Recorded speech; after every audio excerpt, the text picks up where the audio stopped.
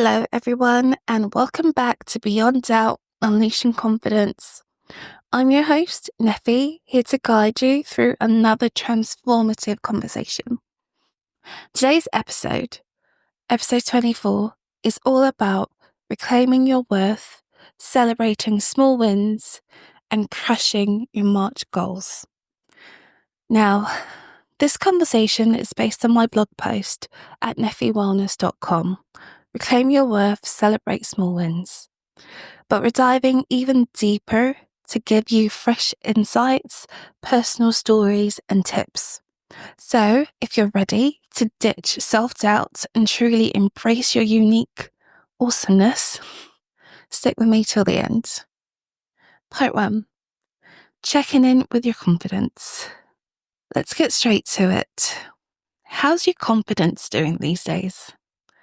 Feeling on top of the world?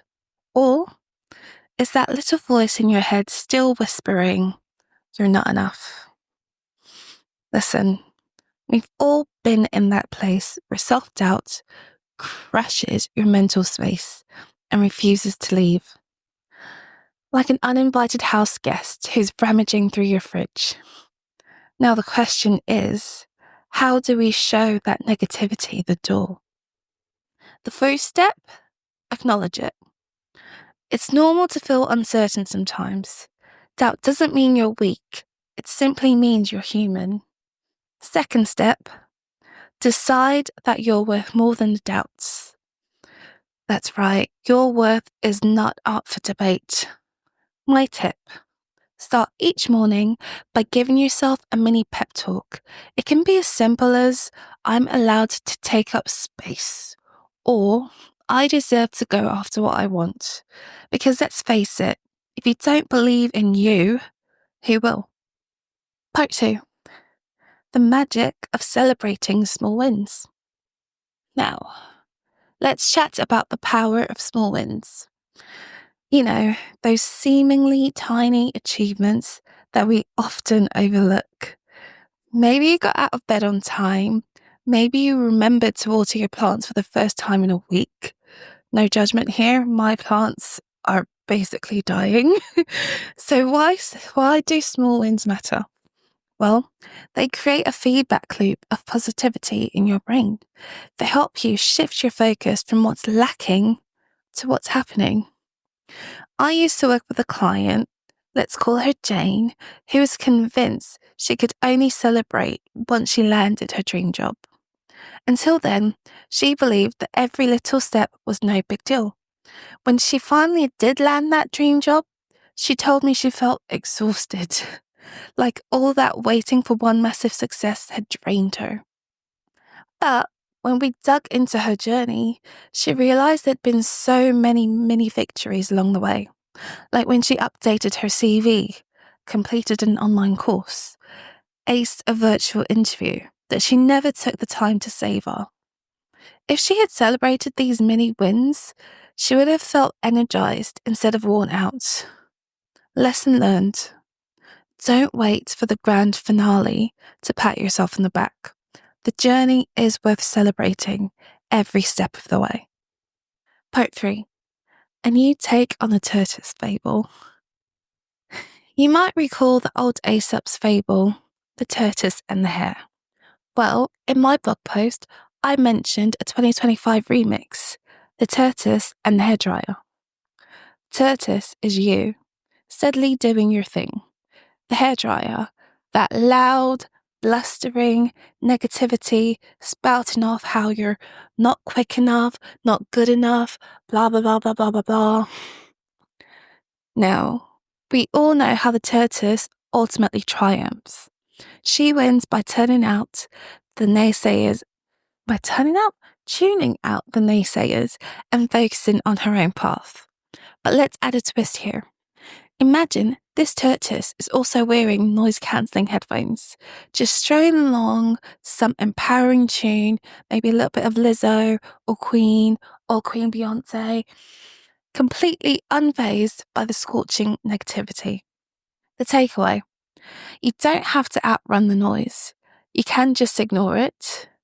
So stay in your lane and remember, slow and steady, and a dash of self-celebration really does get you where you need to go. Part 4, the good enough goal strategy. Now, let's talk about how, how to set goals that keep you motivated rather than paralyzed. We've all experienced the excitement of fresh goals, like I'm going to lose 10 kilograms in a month, or I'm going to write the best-selling novel by next week. Only to crash and burn a few days later because it's overwhelming. Instead, try my new favorite approach, the good enough goal. 1. Break it down. If your ultimate aim is to write a novel, start with 200 words a day. 2. Make it specific. I'll do 15 minutes of writing every morning.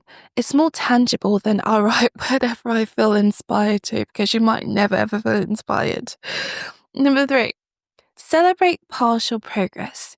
If you write 150 words instead of 200 one day, that's still 150 more than zero.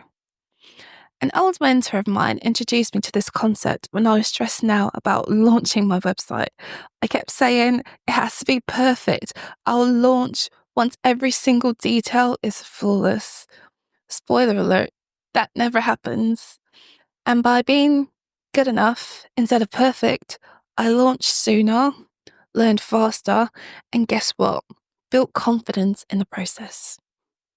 Part 5. Real life examples of reclaiming worth.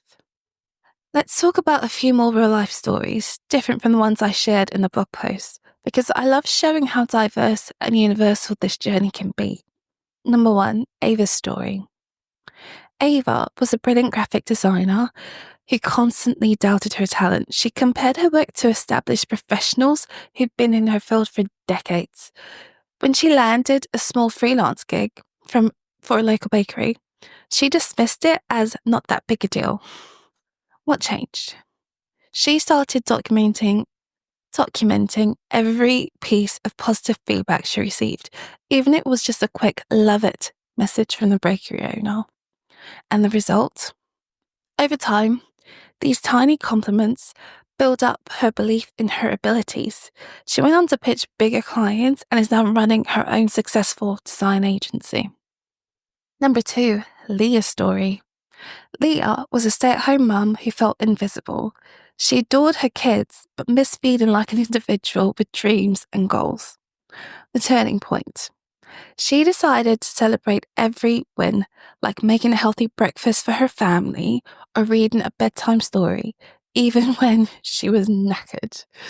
The outcome. This consistent habit of acknowledging her value in daily life helped her realize she was making an impact. She later enrolled in an online course, discovered a passion for teaching, and now tutors other parents in how to balance family life and personal ambition. Both Ava and Leah illustrate that confidence can sprout from the most unexpected places. It's all about recognizing and appreciating the little seeds of growth. Part 6, practical tips and tools. Right. Time for some hands-on strategies to boost that confidence muscle. Number 1, emotional journaling. Spend 5 minutes a day jotting down how you feel and why you feel that way. Recognize patterns. Are there certain triggers that make you doubt yourself? Once you spot them, you can strategize how to counteract them. Number 2, the high five habit. Every morning, give yourself a literal high five in the mirror. Yes, physically. It might feel silly, but it works wonders for reprogramming your mindset to one of self-support rather than self-criticism. 3, random compliment challenge. Give yourself or challenge yourself to give 3 genuine compliments a day to friends, colleagues, or even strangers. Encouraging others also fosters a more positive self-view. Number 4, a mindful minute. Take a single minute, just 60 seconds, to pause and breathe deeply. Visualize one thing you appreciate about yourself. This quick exercise can reset a negative thought spiral into a productive mindset. Part 7. Frequently asked questions, extended edition. I received loads of questions, so let's tackle a few more than usual today. Number 1. How do I balance self-acceptance with wanting to improve? Self-acceptance is recognizing you have value right now. Improvement is about nurturing that value. They're not opposites, they enhance each other. Number 2. I'm afraid to celebrate my small wins because I don't want to come across as arrogant. Help. So there's a massive difference between arrogance and healthy self-acknowledgement. Arrogance is belittling others. Celebrating yourself is about lifting up your own spirit. You can be humble and still recognize your achievements. 3. What if my small wins seem too trivial to celebrate? There is no such thing as too trivial. If it makes you smile, if it nudges you forward, that's worth celebrating. 4. I have supportive friends, but I'm still my own worst critic. How do I turn that around? Well, start with small, intentional acts of self-kindness. Write down or record your own voice praising yourself. Yes, it feels odd at first, but over time, you normalize self-praise as much as you normalize self-criticism. Number 5. What if life keeps throwing curveballs and my goals get derailed? Curveballs are a part of the game. Pivot, adapt, and set new micro goals as needed. Resilience is built when you learn to bend without breaking. Number 8. Mapping out March goals. All right, let's zone in on March specifically. Think of it as a fresh page in the book of 2025. Even if your January and February didn't go as planned, guess what? You've got an entire month ahead to recalibrate. So action steps for March. Number 1, pick 1 to 2 key themes. Maybe it's wellness, maybe it's career growth, or maybe it's nurturing personal relationships. Number 2, set 3 good enough goals per theme. For wellness, it could be I'll do a 10-minute stretch routine twice a week. That's doable, right? Number 3, schedule a mid-March check-in. Treat it like a meeting with yourself or a friend who can hold you accountable. That's it. Nothing complicated. The point is to focus on momentum, not perfection.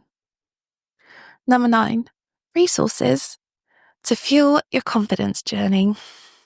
So if you need a little extra support, number 1, the blog post. Check out Reclaim Your Self-Worth, Celebrate Small Wins on my website, nefewellness.com, for more insights, tips, and a written reminder of what we're chatting about today. Number 2, 3 resources at Nefe Wellness. So from journal prompts, affirmation bundles, to some self-coaching workbooks, there's loads of free content waiting for you there. And that's nefewellness.com/resources. And number 3, if you're ready to level up, my own one-to-one sessions are tailored to help you uncover your strength and build actionable steps. And you can learn more about that at nefewellness.com/life coaching services. Part 10, additional stories and insights. So before we wrap up, I want to share one more story because you can never have too many examples of awesome people reclaiming their worth. Am I right? So Georgina's turning point. Georgina was a people pleaser, always saying yes to requests from family, friends, colleagues, even strangers. The result? She felt depleted, undervalued, and totally resentful. That happens, guys, when you give from an empty cup. So her light bulb moment. She began celebrating every time she said no to something that drained her. It was uncomfortable at first, but she soon realized each no was actually a yes to herself. That seemingly small act gave her the confidence to set healthier boundaries all around. The moral of the story is that sometimes the win is in the what you don't do. Let that sink in. Giving yourself permission to prioritize your own needs can be the biggest confidence booster of all.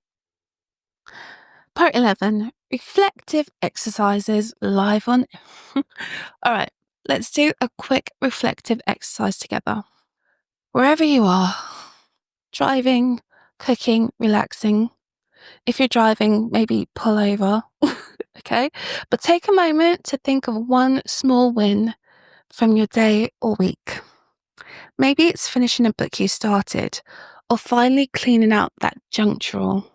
So, step 1, identify that win.